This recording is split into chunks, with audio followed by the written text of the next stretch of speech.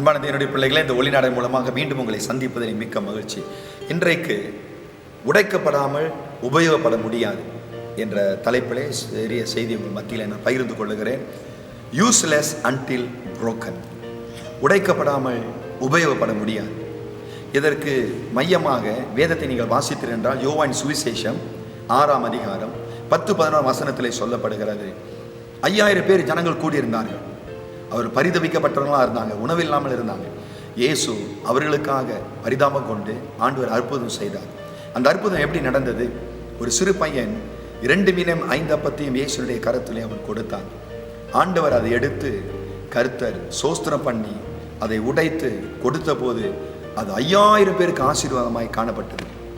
அதுபோலதான் உங்களுடைய வாழ்க்கை, என்னுடைய வாழ்க்கை, இயேசு ஏற்றுக்கொண்ட பிள்ளைகளுடைய வாழ்க்கை அப்படிதான் இருக்கிறது.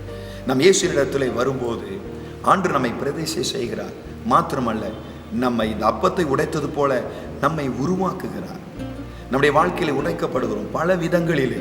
அது எதற்காக என்றால் 5000 பேருக்கு உதவுவதற்காக, ஆயிரங்களுக்கு நாம் ஆசீர்வாதமாய் இருப்பதற்காக என்ற சத்தியத்தை நீங்கள் தெரிந்து கொள்ள வேண்டும்.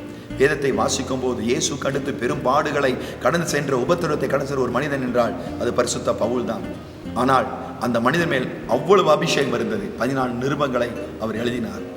ஒரு ஒலிவப்பழை எடுத்துக்கொள்ளுங்கள். அந்த ஒலிவப்பழத்தில் அதிகமான எண்ணெய் வர வேண்டும் என்றால் அது எவ்வளவு பிழியப்படுகிறதோ, நசுக்கப்படுகிறதோ அவ்வளவுக்கு அவ்வளவு அதிலிருந்து எண்ணெய் வரும். அதுபோல தான் ஒரு தெய்வ மனுஷி விசுவாசி, ஒரு தேவனுடைய பிள்ளையா வாழுகிற பிள்ளை, உங்களுடைய வாழ்க்கையில நீங்கள் இயேசு ஏற்றுக்கொண்டு அவர் உங்கள் வாழ்க்கையை நங்குரமாக ஆண்டவர் இருக்கும்போது, அபிஷேகப்பட்ட பிள்ளை தேவனுடைய பிள்ளைகள் எவ்வளவு நொறுக்கப்பட்டாலும், அவர்கள் உபத்திரவத்தை கடந்து சென்றாலும், அதற்கு மிக முக்கியமான காரணம், கர்த்தரை அனுபவத்திற்கு காரணம் என்ன தெரியுங்களா? நீங்கள் அநேகருக்கு ஆசீர்வாதமாக இருக்க இன்னும் உங்களுடைய அபிஷேகம் அதிகமாய் காணப்படும். அதனால தான் வேதத்தில் வாசிக்கிறோம், நாடு கடத்தப்பட்ட தானியேல் அநேகருக்கு ஆசீர்வாதமாக இருந்து தேவ தரிசனங்களை பெற்றுக்கொண்டு வெளிப்பாடுகளை காண்பித்தார்.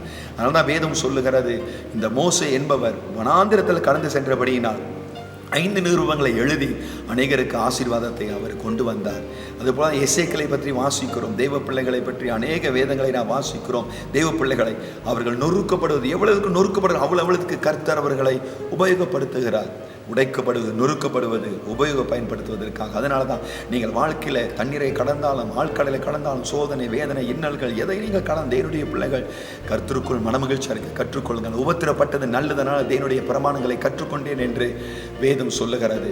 தேவ மனிதனாகிய இதோ பவுல் சொல்லுகிறார். அதனால தான் யோபு சொல்லுகிறார், இதோ கர்த்தர் என்னை அவரை கொன்று போட்டாலும் நான் அவரை நம்புவேன் என்று சொல்லுகிறார். அதனால தான் யோபு சொல்லுகிறான், விசுவாசிக்கிறவர் இன்னார் என்பதை அறிவேன் என்று சொல்லுகிறார். எப்பக்கம் நெருக்கப்பட்ட ஒடுங்கி போவதில்லை. சாத்ரா, மேஷா, அபிநேகோ அவர்கள் ஆராதிக்கிற தேவனை விடுவிக்க வல்லவராக இருக்கிறார். அவரை எங்களை விடுவிக்காமல் போனாரம் அவரை நாங்கள் ஆராதிப்போம் என்று சொன்னார்கள். அந்த விசுவாசம் தேவனுடைய பிள்ளைகள் நீங்கள் கடந்து போகிற பாதை எதுவும் வீணாகாது.